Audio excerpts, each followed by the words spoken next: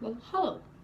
So, on popular request by some of my friends, I am hoping damn well that you're watching this because I'm about to literally destroy myself right now.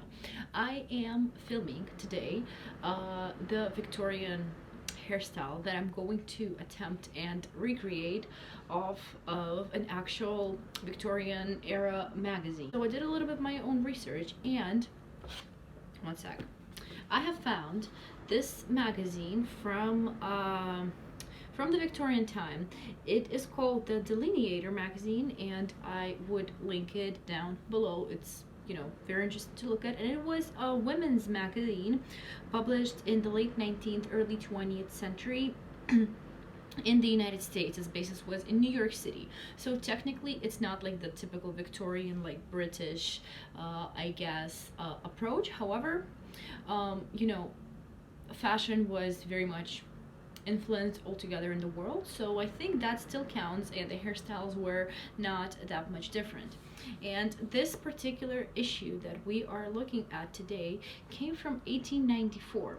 To arrange the admired Newport coiffure, first free the hair from tangles so that the comb may be drawn through it easily and freely. Done that already. After that portion of the hair which is desired for waving, actually none of my hair is desired for waving, but with the right hand and gather it into a switch with the left as shown at the figure. Well, it's not clearly understandable from this instruction, but unlike the 18th century, early 19th century tutorials, these have pictures. So what they are doing essentially is they're parting the hair, they're bringing some of the hair to the front. I think I can do this, I guess, on both sides, sort of. Like what would normally be like a Muppet or bangs. They actually did have like sort of Muppets. I don't have, obviously, and I'm not planning to cut anything off, but just so you see. And now it's incredibly hard to see anything at all, but they basically part the hair and then they make another part and take this part down to the side. Take this in the right hand. And then they basically repeat the procedure on the other side. Take that off. I think it's pretty close to what is happening. See? So you can see better. It's basically making like a half up, half down, but leaving part of the hair down. And with this part that they have going on here at the top now, they basically, what they do is they twist it.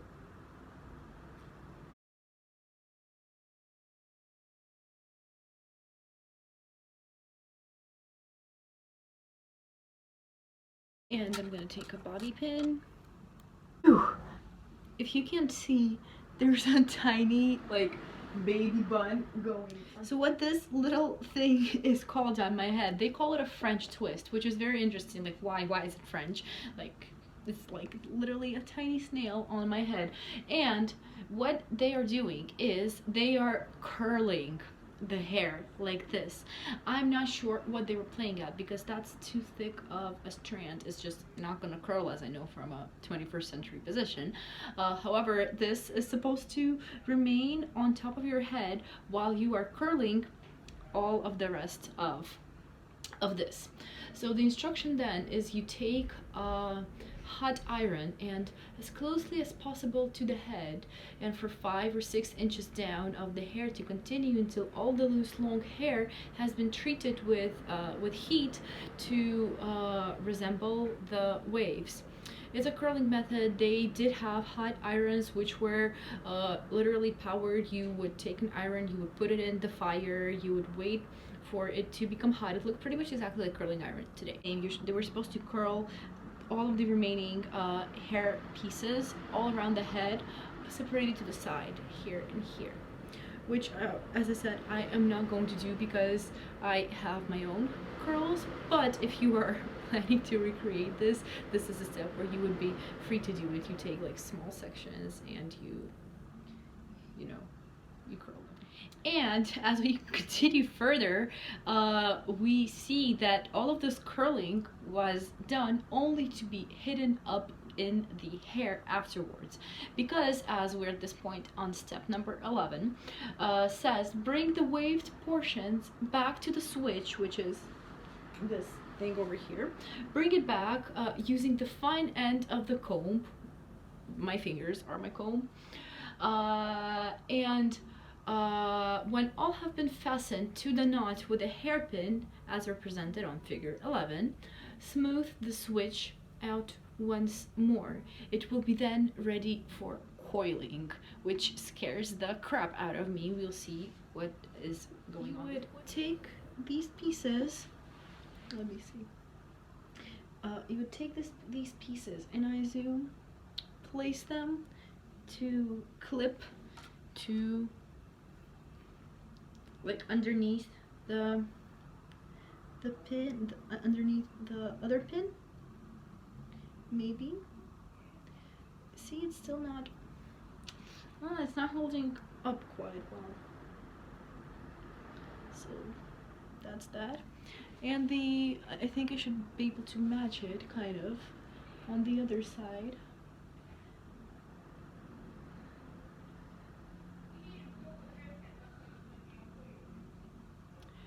I want to make it somewhat even. Oh, you know what? It actually looks fairly nice. Take another bobby pin. And they actually had, like, you know, different pins that they would have.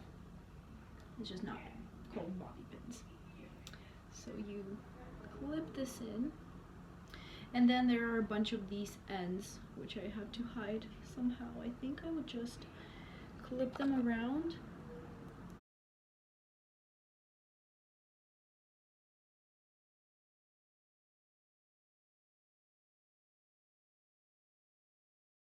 You know what? I have no idea what this looks like from the back. I'm gonna show you guys in a moment. But from the front, it actually looks pretty decent, I have to say. And it was surprisingly fast to do. And I think that the waving that they would have had over here was meant to create like a texture above the ears and surrounding the face, framing the scalp.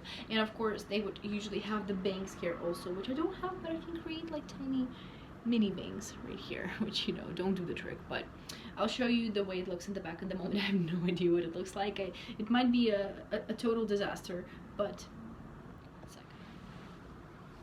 so from the back it looks like that. I kid you not, I'm not gonna lie, it doesn't feel like too secure enough. Like I feel like if I shake my head too much, a lot of this is gonna fall out. But also I guess a proper Victorian woman wouldn't walk around like shaking her head too much. So moving on from step number 12, that was like putting these up, to what do we have further surprise. And then it basically wants you to take your original twist, which has been twisted, and I don't know what bobby pin I used to secure it, honestly, but oh, I think it's this one.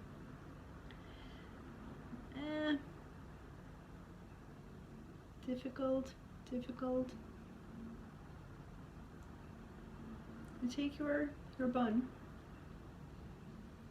you take it out, and you have somewhat of a ponytail here. And essentially the other 35 steps is different ways that you can comb this ponytail. So one of the ways would be you can brush it out and twist it back into the twist. It would not be left just like that. There are many fancy like knots that you can tie with it, many ways that you can like curl it. One of them is like French knot, that you would like curl it into a little snail and then tie it around to resemble kind of like a little bow, which I don't have enough of length to do that. I will link it down below though. It's like fantastic hair, like origami. But what I'm going to do, one of the ways would be you could curl it around the fingers like this, roll it to the scalp,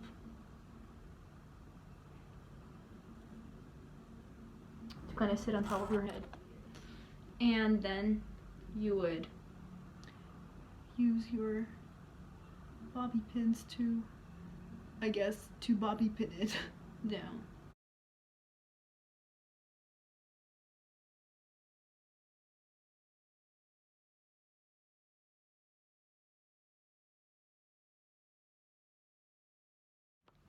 You know what? I think it doesn't look bad. Like, you can spread it out a little bit. It doesn't look bad at all. There's texture over here. Again, I'm not sure what it looks like from the back. I have absolutely no idea. I'm gonna like kind of pull it over right here. I'm gonna turn around now so you can see. I'm not sure what you can see. But there it is. So my conclusive thoughts in regards to this hairstyle, you know what? I would kind of actually wear it. I never thought that I would say it. And there's the main difference that I can see between what was up previously in the world of hairstyling, like centuries, not centuries, like decades before. So as you can see, this hairstyle was fairly easy to pull out on your own. Granted, I didn't like have to curl my hair to get the texture. It's curly as it is. I didn't have to, you know, comb it for hours because it's like so long. However, it is possible to pull this hairstyle completely on your own by your own hands, which would not have been absolutely the case in the late 18th, I don't know, early 19th century, which all of those instructions that I would have read previously, they were geared more towards servants or ladies' maids or whoever was doing the hair. This, however, is possible to pull off for a woman on her own. It's geared more towards a middle-class woman that would buy those magazines. She would read them and she would recreate that, and it is notion, a very interesting notion, how a perspective of life has changed. So this is a daily hairstyle. It's not a high society hairstyle. You can put it on and go on a walk. You can go for a stroll in the park. You can, back at that day, you can go to a job, because women were at that point already, you know, working somewhat in day jobs. So, and it is very like pretty fast to create and to do, and it kind of shows that you can't, like, you don't sit for hours and hours and hours anymore just making this hairstyle of 10,000 different steps. That even makes it wearable even in the 21st century, where normally, you know, my choice every morning is, do I eat, do I sleep, do I brush my hair? And the sleep always wins, and the hairstyle is usually like 3 seconds and you go. And I think it is actually very fun to recreate different period hairstyles for me as a historian from this perspective, because if I was not filming this, I think this particular hairstyle would have taken me, I don't know, like 5 to 7 minutes to the max. It didn't require any special equipment. It is, you know, just bobby pins and curling irons if I were to use one, and it sits just fine. And I, of course, shouldn't shake my head pretty much, but like I could move. I feel comfortable moving. If I were to change my sweater now, or change my dress, or, you know, walk and move and walk maybe into the wind, if I had like stronger bobby pins, I think this would still stay on my head. So I would be very curious to think if you liked this. And if you want any other hairstyles, which one I should film next. I will hope to link the magazine on the screen if possible. If not, it's going to be down below, so you can check it for yourself if you ever want. And I might see you in a further video.